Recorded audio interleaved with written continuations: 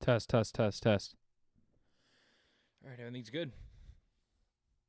Welcome back, ladies and gentlemen, to episode 2 of the Hashtime Sports Podcast. This is your host, Robert Lelly. Unfortunately, my co-host couldn't join me again because he has work tomorrow, and I don't. So I will be bringing you this episode by myself. Again, hopefully I can get him in here soon. I don't know how positive that's going to be because he's a Jets fan and not that interesting of a team right now because I don't know what you could say about him. But on to more important things. The Giants finally get another win on the season. Win number 2 against Washington football team, 23-20. Daniel Jones' first game this season with no turnovers. Huge. Now, that is not to say that he didn't fumble. He fumbled twice, which I wasn't excited to see. First, he needs a game with no turnovers. Now he needs a game with no fumbles. That's the next step. But, man, there's nothing bad I can really say about Jones in this game. This does not change my opinion on him from last week. I do not think he is the long-term answer for this team. But he showed promise that maybe he could lead this team to more wins later this season. I still think Justin Fields is the answer that this team needs, but if Jones can prove through these next 7 games that he can be a formidable quarterback, then I might have to reevaluate who I think we should take in this draft. Currently, I think we're sitting at pick 3 or 4 because beating Washington puts us ahead of them in terms of picks, so I don't really know where we are. Regardless, let's jump into the game. Daniel Jones, not a super impressive day. 1 touchdown, just over 200 yards. Not anything impressive running, but what impressed me the most, besides the no turnovers, was he didn't force the ball into harm's way, which I guess goes hand in hand with that point. I saw Daniel Jones on multiple plays this week, where last week he would have thrown an interception. Rolling out of the pocket, seeing nowhere to go. I saw a play, and I threw my hands up in celebration because I was like, thank you, Daniel, for not turning the ball over. He just threw it out of the back of the end zone. I think it was a 3rd down. We were in field goal range, so no point in turning the ball over. You have points. You have points sitting on the table, so don't ruin them. He threw the ball out of the back of the end zone, and he came out to fight. So nothing too bad I could say about Daniel Jones in this game. Didn't have any glaring mistakes. Not anything huge. The biggest play that I saw from Jones was the corner blitz or the safety blitz off of the backside. I thought he was going to just throw the ball into the other end zone and Washington was going to score and win the game. Jones held on to it and he went to the ground, which is, I haven't seen that from him in his entire career. This dude had a free shot at Daniel Jones. No one picked him up. I don't think anyone was supposed to pick him up. I don't think he had any help in the backfield, but man, he held on to it. There's nothing really I can say to knock him about that. That was the biggest play of the game, in my opinion. Him not throwing the ball away to the other team. I haven't seen that this season, and I'm glad it's starting to show up. Matt Pert and Andrew Thomas are the next 2 I want to talk about. 0 pressures allowed this game. You really can't ask for anything better than that. 0. Against Montez Sweat and Chase Young, 2 of the top pass rushers in the league. They have one of the best pass defenses in the league in terms of sacks and coverage. They're number 1. And Daniel Jones, at least in the first half, kind of tore him up. So did the rest of the offense. Shane Lemieux played a good game. Nick Gates and Zeitler are just, they're perfect together. I saw nothing glaring with the offensive line this game. Thomas wasn't swinging his foot. He wasn't revolving to let the pass rusher go. He was stomping on the inside and cutting off the inside move while still protecting Daniel on the outside. Same with Pert. Fleming is Fleming. He's a rotational guy. He's a guy you put in when you don't have anyone else. But I was seriously considering Sewell. I don't even know how to pronounce his last name, but we might not need him. As good of a prospect as he is, we might not need him if Pert and Thomas can continue to progress the way they progressed. 2 great games in a row for both of those players, Thomas and Pert.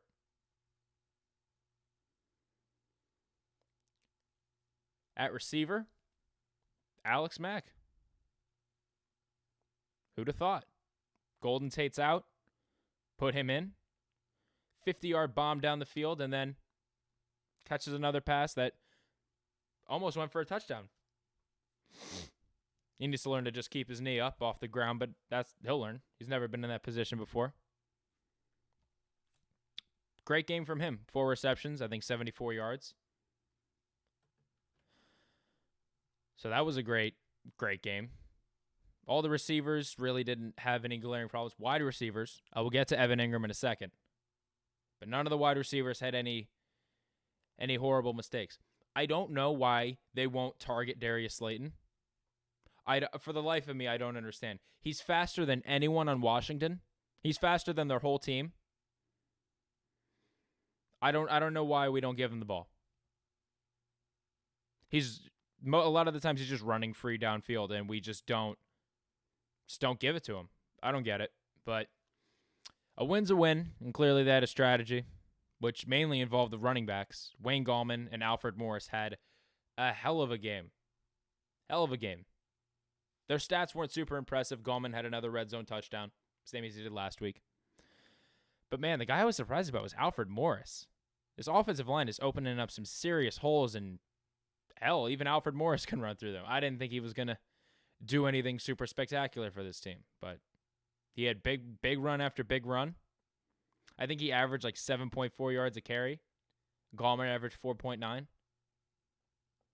Impressive stuff from these guys. Now, on to the negatives. Evan Ingram, get off of this team. Leave. I know he caught the touchdown. I know he's an athletic freak, and I know he can be good in certain positions and at certain times in the game, but what are you doing on a 3rd down? This isn't a hard ball to catch. It's not out. It's not within your giant wingspan of a catch radius. It's here. It's on your numbers. You have one job as a tight end, and that's to catch the ball. What does he do on 3rd down? He drops it. Makes us punt. Washington drives down the field and scores another touchdown, and that made it either 20-23 or 23-13. I forget which touchdown that was after, or that followed that drop, but god damn it, he is bad. I can't stand him. Genuinely, what I think they should do is move him to receiver. Stop giving him tight end routes. Stop giving him tight end responsibilities. Dude can't run block to save his life. He's not a tight end. He's a big receiver. Move him to the slot, or hell, even move him to the outside. I'm sure he'd be a threat out there. Just stop playing him at tight end position. Stop giving him tight end routes, because these balls are bouncing off of his hand, and I don't know what to do. He's such a hard player to deal with because he's such an athletic freak. He's such a mismatch. But if all you can do is drop the ball, there's no reason in keeping him on the team. I know he caught the touchdown, and that was a very important catch, but any receiver on the team can make that catch. The catches you need to make are the ones on 3rd down in the 4th quarter when your team is trying to close out a game. So that's all I have to say about the offense this week. Overall, not a terrible performance. I feel like they could have put up more points, but drives would stall out in the second half. I think they got complacent. It's a real shame. I think they could have blown Washington out. There's no reason that game should have been that close. On to the defense. Pass rush again. Kind of getting there. Kind of doing its thing. We are missing one edge rusher away from being a somewhat dominant pass rush in this league. I want them to keep this defense together. Everyone except Isaac Yiadom, because I think he makes mistake after mistake. But that's what you get in a 7th-round pick player. We traded him for a 7th. Darnay Holmes continues to just let guys run wide open, which is amazing because I thought he was going to be one of our top players on defense, and he's just not. Bradbury continues to be amazing. Nothing I can really say about Bradbury. Targeted once this game. I think he let up a catch, but besides that, nothing even to say about him. I don't think I heard his name all game. Leonard Williams continues to be good. 1 sack in this game. I think he had 3 tackles or 4. I could be completely wrong. I think I just saw that somewhere. But Leonard Williams had another good game. The dude is a good football player. He's playing for a big contract, and honestly, I think he deserves it. I think he deserves the big premier type contract because the rest of our players on this defense aren't getting that type of contract. We have a lot of room to work with on this team. We don't have any superstars who require superstar contracts. I don't think we do. I don't think anyone else got to the quarterback. No. Dalvin Tomlinson and Isaac Yiadom shared a sack on Alex Smith. That was a great blitz. I have to give a lot of credit to Patrick Graham because with the lack of talent on this defense, he is making them work. They did not give up. They led up to 2 giant plays, one to Sims, one to McLaurin, but those were just better offensive calls than defensive calls. That I can't really get mad at that. The players weren't aware, missed tackles. But man, in the first half, he shut him down. Against the quarterback we game planned for, he couldn't do anything. Kyle Allen could not do anything in that game. We had him locked up. I feel like that's a common thing with the Giants, though, is that if we get a starting quarterback out of the game, we're helpless against their backup, which doesn't make a lot of sense to me. It's Alex Smith. He's not a premier quarterback. I love the guy, but he's not that special of a quarterback.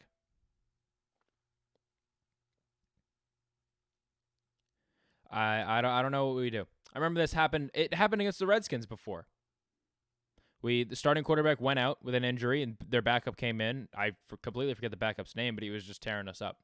It was a few years ago, though, but I feel like it continues to happen to us. Andy Dalton this year should have won that game, but he threw a Hail Mary pass to Michael Gallup, who came down with it, and we lost the game.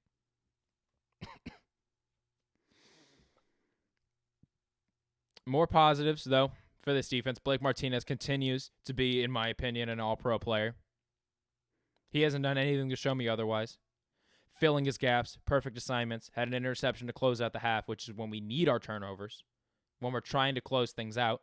They were driving in for a touchdown. Martinez read it perfectly. So what, the dude tripped on the turf. Martinez was there for the interception. Closed out the half for us.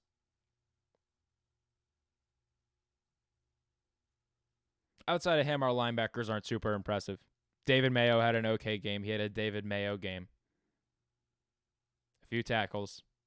Nothing spectacular. I think he had a tackle for loss. But the 2 guys that I really want to talk about, man, Jabril Peppers and Logan Ryan. What good pickups for this defense, man. This is why I don't want to get rid of Gettleman. This is why I love Gettleman. Because, so what, you overpay free agents. His bad free agent picks were like Kareem Martin and Nate Solder. And can you really blame him for taking those guys? Kareem Martin, yeah, whatever. He's a 6th-round pick. We traded him for. But Nate Solder, can you really blame him for that? Top tackle in the league. And then he comes to the Giants and sucks, which is what happens to our free agents. But, man, he has gotten way, way, way better in terms of who we pick for this defense. Logan Ryan, we picked up off of waivers, closed out this game with the interception on a beautiful play from Patrick Graham. Jabril Peppers locked up their tight ends this entire game. The entire game. I didn't see Jabril do one thing wrong. He's the only person on our team who tackles low. He tackles by the feet, which is what I love. He gets low, and he doesn't let you gain extra yards. He doesn't let you run him over. He hits you before you can hit him, and I love him for that. His pass coverage has taken a step up from last year, even week 1 against the Steelers. He has really grown into his own as a complete safety, and if he continues like this, we could maybe see a Pro Bowl or even All-Pro safety in the future. Super aware on defense. He sees everything before it plays out. And he's such an athletic freak that even if he does get beat, you're not going to beat him by much. He's a really, really good player. Same with Logan Ryan. And you know who else we have coming back soon? Xavier McKinney. Are you kidding me? That safety tandem is going to be insane. They are going to be crazy. Jabril Peppers, Xavier McKinney, and Logan Ryan. Tell me that does not make you excited for the future of this team. Makes me excited. Really, I think we're headed in a good direction. This game didn't really change my opinion that much on this team. Didn't really change my opinion on Daniel Jones. I don't think he's the answer. But man, I'm seeing a lot more out of all of these guys every single week. Every week they're playing better. Colombo, I don't know what he's doing. He's getting this offensive line to work in a way I haven't seen it work before. This record lies about this team. This is a good football team. And I said it last week. They're one edge rusher away. They need a corner. They need a number 1 receiver, because I think Slayton is a number 2. And they need a quarterback. Besides that, they have all the pieces. They have the coaches. They have the teachers to get these guys to turn into a playoff and even a Super Bowl team. We have very underrated players on this team. Tomlinson, Dexter Lawrence, Blake Martinez, James Bradbury. Even Sterling Shepard. He had a great play last week on the end around. This is a good team with good coaches. Again, Colombo doing a fantastic job. Patrick Graham getting this defense to play and close out games, or at least try to close out games against top offenses like I haven't seen in a while. I haven't seen this in so long, that the Giants were able to go and finish teams with big plays, interceptions, fumbles. They're getting these guys to learn. Jason Garrett, as horrible as I thought he was going to be in the beginning of the season, he's calling decent plays every week. Some of his plays get blown up, but it happens. This is a good team we have together, and no one I can thank more. There is no one I can thank more than Joe Judge for making this happen, because I think he's the piece. He's the piece that puts this all together. I don't know what he's doing. He's managing to get all these guys to play their hearts out every single week. He's getting them to want to win. That's something that I didn't see last year. I didn't think those guys wanted to win. They just looked like they were tanking from the opening snap. This team is different. This team is completely different. They're smart. They're not messing up on penalties. They're not getting as many pass interference calls as I saw last year. Whoever number 45 is, he is ruining this team. I forget what game it was, but he got 2 pass interference calls in the end zone, and it just ruined the game. Besides that, I don't know who 45 is. Get him off the team. I don't like him. Besides that, this team is playing smart football. They're playing hard football. They're physical. They look like a team that wants to win, and I think Joe Judge is responsible for that. It's that special teams background that everyone gave him crap for. Oh, he doesn't have that coordinator pedigree.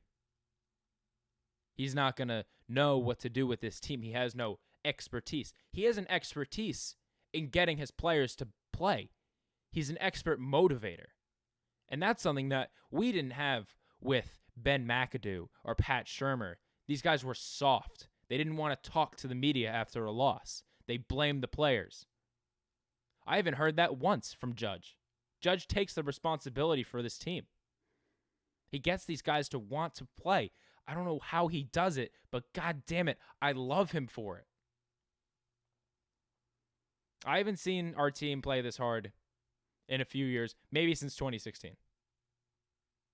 Even before then. These guys are hungry for a win. And I am excited to see what happens in the future. Anyway, that's the Week 9 report. Right? Yeah. That's the Week 9 report. Happy with a dub. We need to get another one against the Eagles. I'll do a game preview of that after this. But man, give it a few years. I hate when people say that. I hate when people say that about the Giants. Like, oh, a few years they're going to be good. I truly believe that. I believe that this team is going to do something special. They're one big player away. I feel it because they have the teachers. Keep this group together, and you're going to see wins in the future. See ya.